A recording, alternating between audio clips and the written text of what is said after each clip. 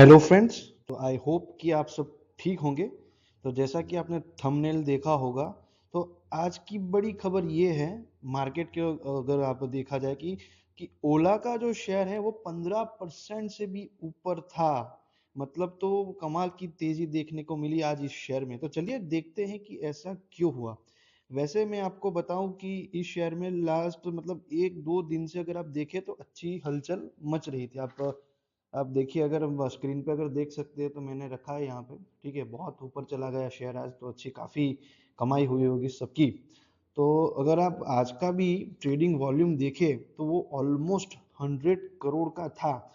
और सिर्फ आज का ही नहीं, अगर आप कल का भी देखें तो वॉल्यूम अगर आप देखें ना तो वो भी 58 करोड़ तक था। और इसी के साथ अगर आप 20 डे एवरेज देखें तो वो थी 11 करोड़, यानी 11 करोड़। इसका मतलब ये है कि ऑलमोस्ट ये 5 गुना, समझो तो ये बड़ी बात होगी। और साथ ही में अगर आप इस महीने का एवरेज अगर आप कंपेयर करो तो पता लगेगा कि जो डिलीवरेबल जो क्वांटिटी होती है, ठीक है, तो अगर आप वो कल का देखिए तो वो था 14.35 करोड़। और ये जो है वो पिछले 2 महीने में सबसे हाईएस्ट लेवल पर था। और अगर साथ ही कल के हम ट्रेडिंग वॉल्यूम से कंपेयर करेंगे तो मार्क फॉर डिलीवरी होता है वो था ऑलमोस्ट 25%। और अब अगर आप इस शेयर का शेयर होल्डिंग पैटर्न देखेंगे, जो कि जरूरी है किसी भी शेयर में आप देखें, वो आपको देखना चाहिए, ठीक है, तो आपको पता लगेगा कि जब एफआई का जब हम उनका होल्डिंग देखें तो जो कंपनी जो ये है अगस्त 24 में जब ये लिस्ट हुई थी, उसके बाद की आपको बताऊं तो वो था 38.73%। और अगर अब आप अभी देखेंगे जून 25 में तो आपको पता लगेगा कि 4% या 400 बेसिस पॉइंट से ये कम हुआ है। लेकिन ये बात तो मैंने की आपको एफआई की, लेकिन अगर हम डोमेस्टिक की बात करें तो वहीं आप ये देखोगे कि जो शेयर का होल्डिंग 19 पर यानी 19.2%, 19.2% था, वो अब 400 बेसिस पॉइंट बढ़ के 23.4% तक जा पहुंचा है। तो चलिए, ये तो बात हुई अब तक क्या हुआ, जो प्राइस बढ़ा वो सब हमने देखा। लेकिन अब बात करते हैं कि भाई आगे कंपनी जो इसके बाद जो है वो कंपनी कैसी दिख रही है।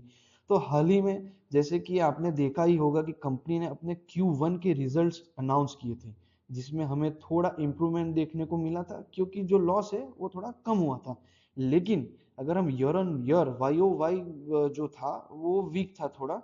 लेकिन फिर भी जो कमेंट्री है FY26 के लिए वो पॉजिटिव है। कंपनी की के हिसाब से Q2 में जो है वो ऑटो बिजनेस का एबिटा जो है वो पॉजिटिव हो जाएगा। और FY26 ओवरऑल या तो 5% रहेगा या तो 5% से ज्यादा होगा, ये कंपनी का मानना है। और दोस्तों, सबसे अच्छी बात तो ये है कि कंपनी के लिए कि अगर आपने भी अभी शायद आप न्यूज़ देख रहे होंगे कि चाइना के जो फॉरेन मिनिस्टर जो है यहाँ पे आए हुए हैं, आई थिंक फाइनेंस मिनिस्टर या फॉरेन मिनिस्टर से, ठीक है, तो वो एक खबर आती हुई कि जो चाइना है उसने रेयर अर्थ मिनरल्स, जो आपको पता ही होगा कि अगर आप कोई भी इलेक्ट्रिक बाइक या कुछ भी बनाए तो इसमें जो है रेयर अर्थ मिनरल्स जो है वो बहुत जरूरी चीज है, उसके बिना ये नहीं बन सकती।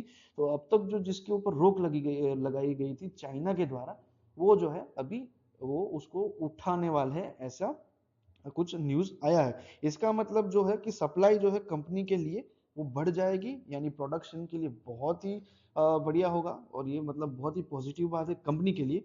और साथ ही में जो फेस्टिवल सीजन है वो भी आ रहा है दोस्तों, बहुत सारे फेस्टिवल आने वाले हैं। तो कंपनी की जो रोडस्टर बाइक है, तो कंपनी का ऐसा कहना है कि जो वो रोडस्टर बाइक है उसकी डिमांड भी काफी बढ़ सकती है। तो ये कंपनी की तरफ से जो कमेंट्री दी गई है, ठीक है, साथ में हमने प्राइस की चर्चा की। तो ये था मेरा ओला इलेक्ट्रॉनिक के ऊपर जो शेयर है उसके ऊपर मेरा व्यू। अगर आपको इसमें इन्वेस्ट करना है तो प्लीज आप अपने फाइनेंशियल एडवाइजर की एक बार सलाह लें। अगर आपको कोई सवाल है तो आप कमेंट कर सकते हैं, मुझे आप पूछ सकते हैं। Thank you. फिर से मिलते हैं एक नए वीडियो में।